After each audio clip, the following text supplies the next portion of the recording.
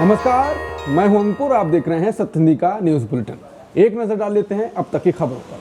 प्रधानमंत्री नरेंद्र मोदी इस हफ्ते एशियान समिट में हम मलेशिया नहीं जाएंगे। जानकारों के अनुसार इसके पीछे शेड्यूल संबंधी कारण है। भारत की ओर से विदेश मंत्री एस जयशंकर समिट में भारत का प्रतिनिधित्व करेंगे। समिट कुआलालंपुर में 26 से 28 अक्टूबर 2025 तक आयोजित होगा। हालांकि पीएम मोदी वर्चुअल मोड के जरिए एशियान इंडिया समिट में हिस्सा लेने की संभावना है। पिछले कुछ वर्षों में पीएम मोदी ने इस समिट और ईस्ट एशिया समिट में भारतीय प्रतिनिधिमंडल का नेतृत्व किया है। मलेशिया ने समिट में अमेरिका के राष्ट्रपति ट्रंप और कई बाकी देशों के नेताओं को आमंत्रित किया है। ट्रंप 26 अक्टूबर को 2 दिन के दौरे पर कुआलालंपुर आएंगे। कांग्रेस नेता जयराम रमेश ने कहा है कि क्या प्रधानमंत्री मोदी कुआलालंपुर शिखर सम्मेलन में जाएंगे या नहीं। अब ये लगभग तय हो गया है कि पीएम वहां नहीं जाएंगे। इसका मतलब है कि उन्हें दुनिया के नेताओं के साथ गले मिलने, फोटो लेने या अपने आप को विश्व गुरु दिखाने के कई मौके गंवाने पड़ेंगे। मोदी जी न जाने का कारण सरल है। वो राष्ट्रपति ट्रंप द्वारा संभावित तौर पर टारगेट किए जाने से बचना चाहते हैं। कुछ हफ्ते पहले उन्होंने इसी कारण मिस्र में होने वाले गजा शांति शिखर सम्मेलन में भी भाग लेने से इनकार किया था। सोशल मीडिया पर ट्रंप की तारीफ में संदेश पोस्ट करना एक बात है, लेकिन उनके साथ शारीरिक रूप से दिखना, जो बार बार ये दावा कर चुके हैं कि उन्होंने ऑपरेशन सिंदूर रोका और 5 बार ये कहा कि भारत ने रूस से तेल खरीदना बंद करने का वादा किया है, ये मोदी जी के लिए बहुत जोखिम भरा है। शायद पीएम उस पुराने बॉलीवुड गीत को याद कर रहे हैं, बच के रहना रे बाबा, बच के रहना रे।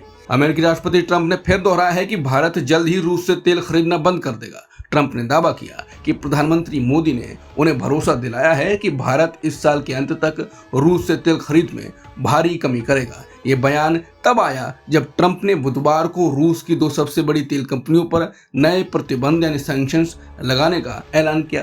ट्रंप ने कहा कि भारत ने मुझे कहा है कि वो धीरे धीरे रूस से तेल खरीदना बंद करेगा। साल के अंत तक ये खरीद लगभग खत्म हो जाएगी। पीएम मोदी बहुत अच्छे हैं, मैंने उनसे कल बात की थी।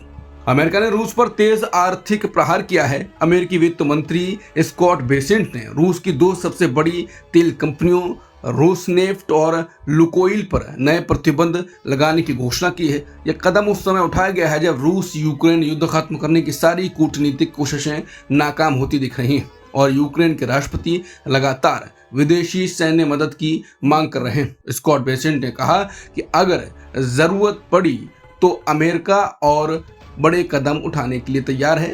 उन्होंने सहयोगी देशों से भी इन प्रतिबंधों का समर्थन करने की अपील की। अमेरिका ने रूस की 2 सबसे बड़ी तेल कंपनियों पर कड़े प्रतिबंध लगाए हैं। इसका मकसद क्रेमलिन पर दबाव डालना है ताकि रूस यूक्रेन युद्ध को जल्द खत्म करे। अमेरिकी ट्रेजरी सेक्रेटरी स्कॉट बेसेंट ने कहा कि राष्ट्रपति पुतिन ईमानदारी से अमेरिका के साथ वार्ता नहीं कर रहे हैं। उन्होंने कहा कि राष्ट्रपति ट्रंप इस स्थिति से निराश हैं क्योंकि वार्ता में उम्मीद के मुताबिक प्रगति नहीं हुई। बिहार विधानसभा चुनाव को लेकर आज का दिन बेहद अहम है। महागठबंधन की ओर से गुरुवार को पटना में एक अहम प्रेस कॉन्फ्रेंस होने वाली है जिसमें सीटों को लेकर स्थिति स्पष्ट हो सकती है। इधर दूसरे चरण के लिए नाम वापसी की आज अंतिम तारीख है। ऐसे में कई उम्मीदवारों के फैसले पर नजरें टिकी हुई हैं।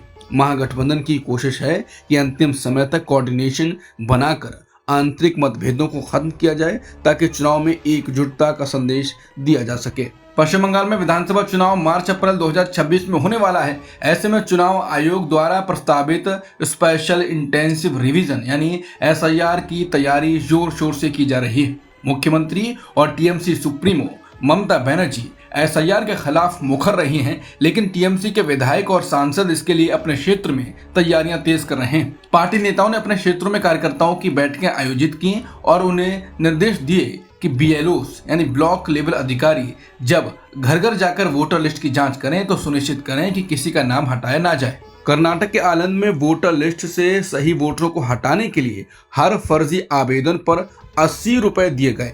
ऐसा कर्नाटक पुलिस की विशेष जांच टीम यानी SIT को जांच में पता चला है। द इंडियन एक्सप्रेस ने यह खबर दी है। SIT के अनुसार प्रत्येक फर्जी आवेदन के लिए डेटा सेंटर ऑपरेटर को भुगतान किया गया था।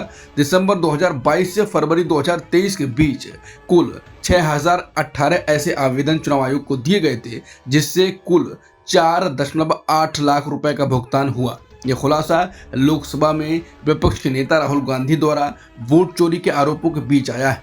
जिसमें आनंद सीट को उदाहरण के रूप में पेश किया गया था। इस आनंद मामले की जांच एसआईटी कर रहा है। रिपोर्ट में सूत्रों के हवाले से कहा गया है कि एसआईटी ने कलबुर्गी जिले के मुख्यालय में स्थित एक डेटा सेंटर को इन आवेदनों को भरने वाला केंद्र चिन्हित किया।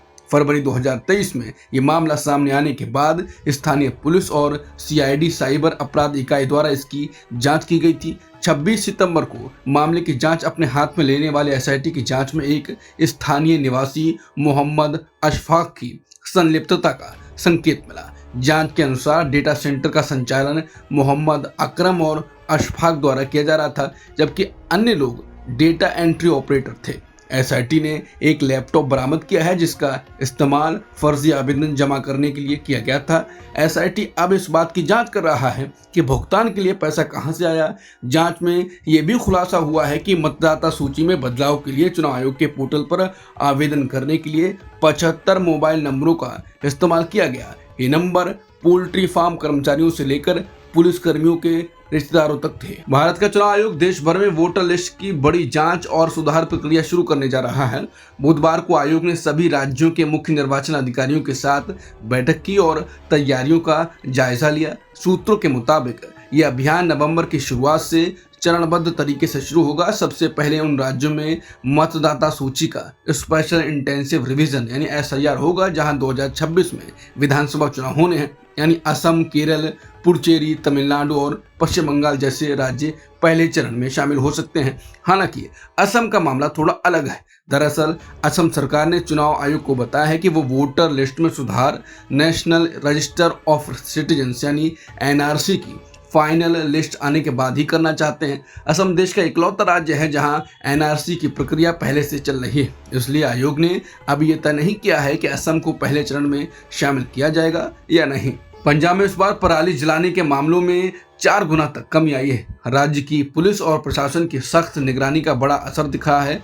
पंजाब पुलिस ने बुधवार को बताया कि इस साल 15 सितंबर से 21 अक्टूबर के बीच राज्य में सिर्फ 415 पराली जलाने के मामले दर्ज हुए, जबकि पिछले साल इसी समय में 1510 मामले थे और 2023 में 1764 मामले दर्ज हुए थे। यानी इस बार पराली जलाने की घटनाएं करीब 4 गुना कम हुई हैं।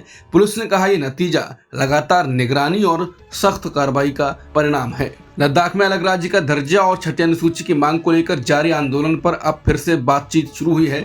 बुधवार को गृह मंत्रालय के अधिकारियों ने लेह अपेक्स बॉडी यानी LAB और कारगिल डेमोक्रेटिक अलायंस यानी KDA के प्रतिनिधियों से मुलाकात की। सूत्रों के मुताबिक मंत्रालय ने संकेत दिया है कि लद्दाख को संविधान के अनुच्छेद 371 के तहत विशेष प्रावधान दिए जा सकते हैं। ये वही अनुच्छेद है जो नागालैंड, मिजोरम, असम और कई अन्य राज्यों को विशेष अधिकार देता है। हालांकि दोनों संगठनों ने साफ कहा है कि वो अभी भी छठी अनुसूची में शामिल किए जाने की मांग पर अड़े हुए हैं ताकि लद्दाख को जनजातीय दर्जा और स्थानीय स्वशासन के अधिकार मिल सके।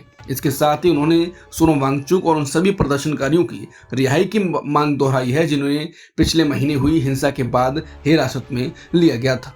भारतीय सेना की बड़ी बैठक आर्मी कमांडर्स कॉन्फ्रेंस गुरुवार से जैसलमेर में शुरू हो रही है। इस बैठक में कई अहम मुद्दों पर चर्चा होनी है। सबसे बड़ा मुद्दा है अग्निवीर योजना में बदलाव। सूत्रों के मुताबिक सरकार अग्निवीरों को रिटेंशन रेट यानी स्थायी भर्ती दर 25% से बढ़ाकर 75% तक करने के प्रस्ताव पर विचार कर सकती है। पहले बैच के अग्निवीर अगले साल अपनी 4 साल की सेवा पूरी करेंगे, इसलिए ये मुद्दा बेहद अहम माना जा रहा है। इस कॉन्फ्रेंस में सेना की टॉप लीडरशिप देश की सुरक्षा स्थिति और नए ऑपरेशनल चैलेंजेस पर भी चर्चा करेगी। भारत और ऑस्ट्रेलिया के बीच और एडिलेड में खेले जा रहे दूसरे वनडे में ऑस्ट्रेलिया के कप्तान मिचेल मार्श ने टॉस जीतकर पहले गेंदबाजी का फैसला किया। भारत के इस ऑस्ट्रेलिया दौरे पर 3 वनडे और 5 T20 मैच खेले जाएंगे। इस सीरीज का पहला मैच 19 अक्टूबर को पर्थ में हुआ था, जिसे ऑस्ट्रेलिया ने 7 विकेट से जीत लिया था। भारतीय टीम में कोई बदलाव नहीं किया गया है, जबकि ऑस्ट्रेलिया ने अपनी प्लेइंग 11 में 2 बदलाव किए हैं। भारत और ऑस्ट्रेलिया के बीच एडिलेड में खेले जा रहे दूसरे वनडे में विराट कोहली फिर 0 पर आउट हो गए। जेवियर वाटलेट ने शुभमन गिल को आउट किया और उसी ओवर की 5वीं गेंद पर उन्होंने विराट कोहली के रूप में एक और बड़ा विकेट लिया। कोहली 4 गेंदें खेलकर 0 पर आउट हो गए। विराट कोहली लगातार दूसरी बार 0 पर आउट हुए हैं। अब तक की खबरों में इतना ही। बाकी खबरों के लिए बने रहिए सत्य हिंदी के साथ।